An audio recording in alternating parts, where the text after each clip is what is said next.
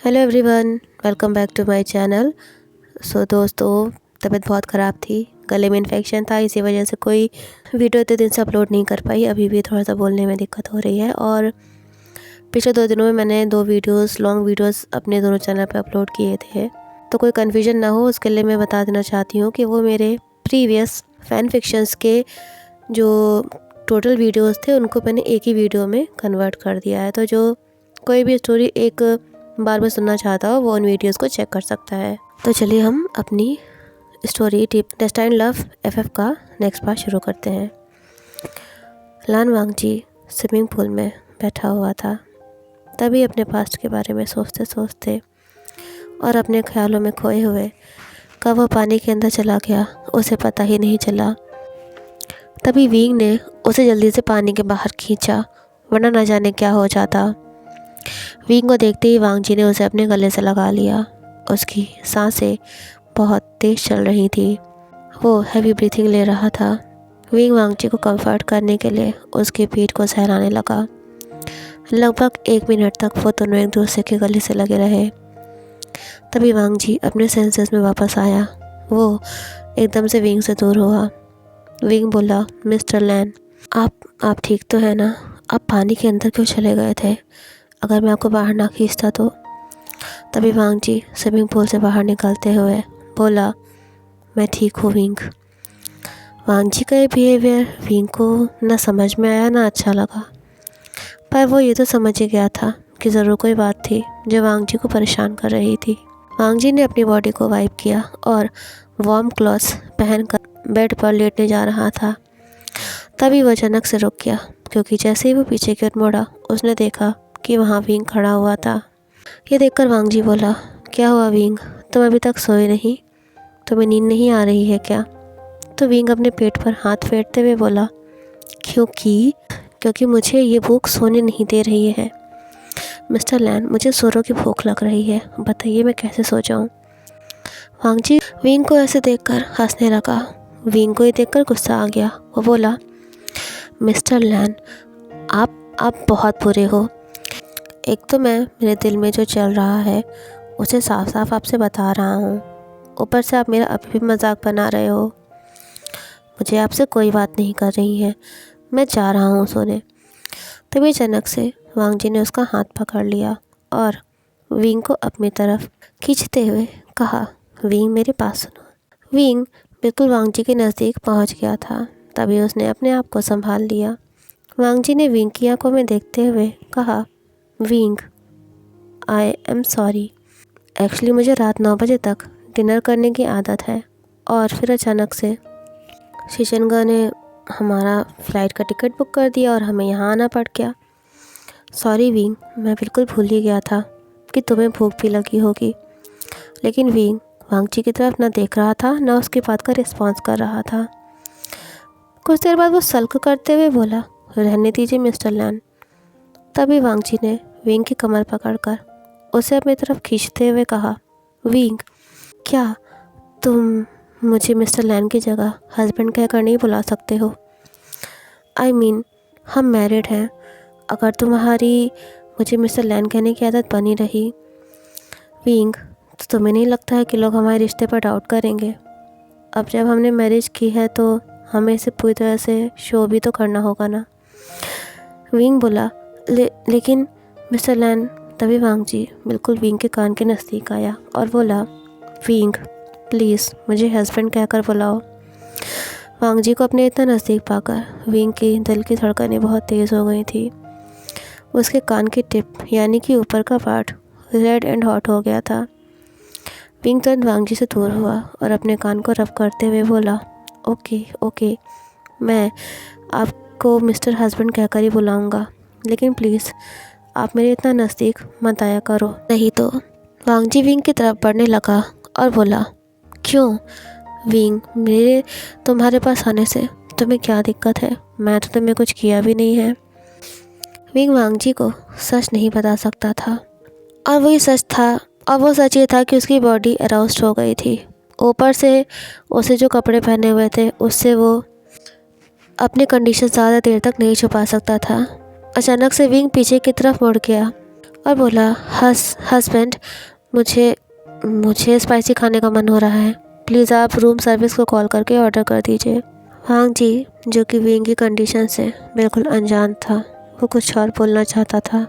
उसने अपना हाथ विंग की तरफ बढ़ाया तो पर बीच रास्ते में ही रुक गया और बोला, ओह ओके, अच्छा ठीक है विंग। विंग और वांग जी बेड पर बैठे हुए थे। विंग अभी भी काम डाउन नहीं कर पाया था खुद को। जी तभी उसके थोड़ा करीब गया और विंग के कंधे पर हाथ रखते हुए बोला, विंग, क्या तुम। पर इससे पहले कि वांग जी कुछ और बोलता, विंग फ्लिंच हो गया, मानो जैसे कि उसे करंट से लग गया हो। विंग अचानक से बेड पर से उठ गया और बोला, mister Lan, I mean husband, आप मेरे इतना करीब क्यों बैठे हुए हो। वांग जी, जो कि विंग के बिहेवियर को समझ नहीं पा रहा था, वो बोला, विंग, क्या तुम मुझसे अभी तक गुस्सा हो। मैं बस तुम्हें यूं ही। तभी रूम के डोर पर किसी ने नॉक किया। विंग की मानो जान में जान आ गई हो। वो स्माइल करते हुए बोला, लगता है रूम सर्विस आ गई। ये अगर उसने जल्दी से डोर ओपन किया तो सच में रूम सर्विस ही आई थी। खाने की साइड डिशेस को रूम के अंदर रखने के बाद विंग ने रूम सर्विस को थैंक यू बोला। ज़्यादातर सब स्पाइसी डिशेस थी क्योंकि विंग को स्वीट्स कम पसंद थी। विंग उन सारी डिशेस की तरफ देखकर बोला, हस्बैंड, आपको नहीं लगता है कि इतना सारा खाना मैं अकेले नहीं खा पाऊँगा, ये बहुत ज़्यादा है मेरे लिए, आपको भी मेरे साथ इसमें खाना होगा। ये सुनते ही वांग जी बोला, सॉरी विंग, लेकिन मेरी स्पाइस टॉलरेंस बिल्कुल भी अच्छी नहीं है, मैं स्पाइसी डिशेस बिल्कुल भी नहीं खा सकता हूँ। विंग बोला, तो फिर आपने इतनी सारी स्पाइसी डिशेस क्यों ऑर्डर कर दी जब आप इन्हें खा ही नहीं सकते हो। वांग जी अपनी घड़ी की ओर देखते हुए बोला, क्योंकि विंग, मुझे नहीं पता था कि तुम्हें क्या पसंद है, इसलिए जब तुमने कहा कि तुम्हें कुछ स्पाइसी खाना है तो मैंने इस होटल में मिलने वाली सारी फेमस स्पाइसी डिशेस ऑर्डर कर दी।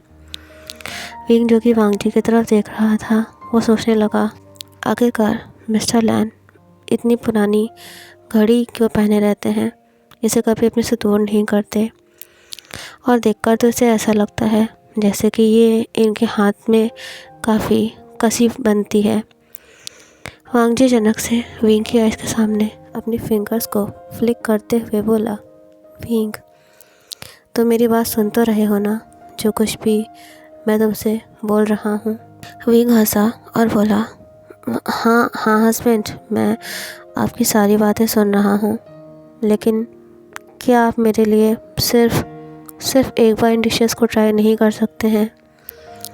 हस्बैंड, ये सच में बहुत ज़्यादा हैं और मैं। तभी वांग जी बोला, विंग, काफ़ी लेट हो रहा है, तुम जल्दी से डिनर कर लो, कल हमें एक पार्टी में भी जाना है। विंग मन मायूस करके उन डिशेस को खाने लगा और मन ही मन बोला, मिस्टर खड़ूस कहीं के, पता नहीं इन्हें क्या पसंद है, हर चीज़ में बस ना ना। उसे सारी डिशेस खाने की पूरा ट्राई किया था, लेकिन आखिर में एक दो डिशेस रह ही गईं।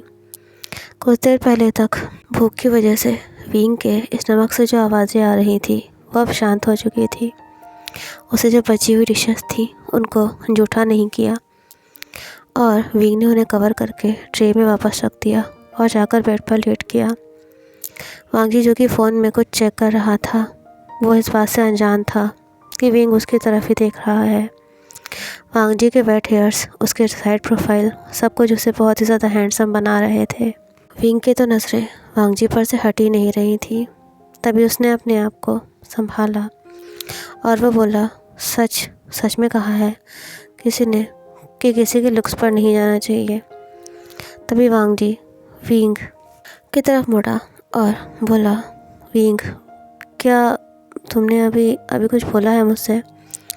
ये सुनते ही विंग चौंक गया और हंसते हुए बोला, हस्बैंड, मैं क्यों आपसे कुछ कहने लगा, मैं तो चुपचाप लेटा हूँ यहाँ पर, मुझे तो अब ज़ोरों की नींद आ रही है। ये कहते ही विंग ने अपनी ऊपर ब्लैंकेट डाल ली। उसका दिल क्रेजी तरीके से धड़क रहा था। वांग जी अपने फादर के मर्डर की कुछ इन्फॉर्मेशन चेक कर रहा था काम करते करते कब रात का 12 बज गया, वांग जी को पता ही नहीं चला। वो बहुत ज़्यादा वर्क एल्कोहलिक था। तभी उसकी नज़र विंग पर पड़ी जो कि सो रहा था, लेकिन तभी अचानक से वो चौंक गया क्योंकि विंग ने जो शर्ट पहनी हुई थी वो उसके एब्डोमेन पर से थोड़ा स्लिप हो गई थी, जिसकी वजह से विंग की बॉडी दिखने लगी थी। वांग जी ने तुरंत अपना फेस दूसरी तरफ कर लिया और सोचा ये विंग किस तरह से सो रहा है, इसे तो अपने क्लोथ्स का भी होश नहीं है और ये इतनी गहरी नींद में है कि इसे उठा के कहीं कोई ले जाए तो इसे पता भी नहीं चलेगा। क्या है ये, क्या ये ऐसे ही किसी और के साथ भी सोया होगा, लेटा होगा? तभी वांग जी होश में आया और सोचने लगा, ये सब मैं क्या सोच रहा हूँ? मैं विंग के पास्ट के बारे में ये सब कैसे सोच सकता हूँ? और अगर ऐसा है भी तो मुझे इससे क्या फ़र्क है? 6 महीने बाद तो हम एक दूसरे के साथ रहेंगे नहीं, लेकिन मुझे ये चीज़ इतना ज़्यादा बेचैन क्यों कर रही है? क्यों मैं इतना परेशान हूँ? क्या मुझे अगर विंग के पास्ट में कोई रहा भी होगा तो भी मुझे क्या फ़र्क पड़ता है? न जाने कितने ही सवालों की कश्मकश वांग जी के दिमाग में चल रही थी। उससे रहा नहीं गया। वैसे तो विंग से वो दूर लेटा हुआ था, लेकिन उसके शर्ट को ठीक करने के लिए वांग जी को विंग के नज़दीक जाना पड़ा। वांग जी के हाथ लिटरली कांप रहे थे। कांपती हुई फिंगर्स से वो विंग की शर्ट को ठीक करने लगा, इस बात का पूरा ध्यान रखते हुए कि कहीं उसका हाथ विंग की स्किन से टच ना कर जाए। वांग जी के दिल की धड़कनें बहुत तेज़ हो गई थी और उसके गाल गर्म होने लगे थे। उसे लाइफ में पहले कभी इस तरह की सिचुएशन का सामना नहीं किया था, क्योंकि कभी वो इस तरह में इन्वॉल्व भी नहीं हुआ था किसी के साथ। वांग जी ने विंग की शर्ट को नीचे कर दिया। तभी अचानक से विंग वांग जी की तरफ मुड़ गया। उसकी आंखें खुली हुई थी। वांग जी तो शॉक्ड हो गया था। वो बोला, विंग, मुझे गलत मत समझो, वो मैं तुम्हारी शर्ट को ठीक कर रहा था, नहीं तो तुम्हें ठंड लग जाती। विंग कुछ भी नहीं बोल रहा था। तभी वो एकदम से मुस्कुराया और उसने वांग जी को हक कर लिया। वांग जी सोचने लगा, क्या था? उसने विंग को अपने से दूर करने की कोशिश करी, पर विंग ने उसे टाइटली हक कर लिया था। ऐसा लगा जैसे कि विंग नींद में था जब उसने वांग जी को हक किया। वांग जी तो अपनी जगह पर बिल्कुल फ्रीज हो गया था। ना वो इधर जा पा रहा था और ना ही तो उधर। विंग ने उसे कसकर अपनी बाहों में पकड़ लिया था और अपना फेस बिल्कुल वांग जी के सीने के पास रख लिया था। विंग के ओमेगा फेरोमोन्स की सेंट वांग जी को बेचैन सा कर रही थी, क्योंकि वो एक अल्फा जो था। विंग की गर्म सांसें वांग जी के गालों से टकरा रही थी। वांग जी ने विंग के साथ देखा। न जाने अचानक से उसे क्या हुआ। उसे नीचे झुककर विंग के लिप्स पर एक सॉफ्ट किस किया, जो वांग जी को इतना अच्छा महसूस हुआ कि वो खुद को रोक नहीं पाया और फिर एक बार उसने विंग के लिप्स पर किस किया। अगली सुबह जब विंग की आँख खोली तो उसने देखा कि वो वांग जी की बाहों में था और उसने अपने लेग्स को वांग जी की कमर के अराउंड कस कर रैप कर रखा था। विंग ये देखकर शॉक्ड हो गया। वो तो रात में अकेला लेटा था ना, वो और वांग जी तो अलग अलग लेटे थे ना, तो फिर वो और वांग जी एक साथ कैसे? वो भी इस पोजीशन में, इतना करीब, कैसे वो लेटे हुए थे? विंग के मुँह से बस चीख निकलने वाली थी। वो सोचने लगा, रात में ऐसा क्या हुआ था जो उसने वांग जी को इतना कसकर अपने गले से लगा रखा है? कहीं उनके बीच में वो सब तो नहीं हो गया? ये ख्याल आते ही विंग ने अपने क्लॉथ्स की ओर देखा जो उसकी बॉडी पर थे, और फिर वांग जी की ओर देखा। वांग जी के भी क्लॉथ्स उसकी जगह पर थे। तो वो दोनों कैसे? विंग अपने ख्यालों में डूबा हुआ था। तभी वांग जी ने कहा, विंग, तुम उठ गए। विंग ने कहा, हस्बैंड, क्या कर रहा था हमारे बीच में? लेकिन वांग जी बिल्कुल बिना किसी इमोशन के चुपचाप उसकी तरफ देखे जा रहा था, बिना कुछ बोले। विंग की तो हार्ट बीट बिल्कुल ऊपर नीचे होने लगी थी। So friends, sorry for the short episode. अभी मेरा थोड़ा सा तबीयत ठीक नहीं है ज़्यादा। कोशिश करूँगी डेली अपडेट करने की और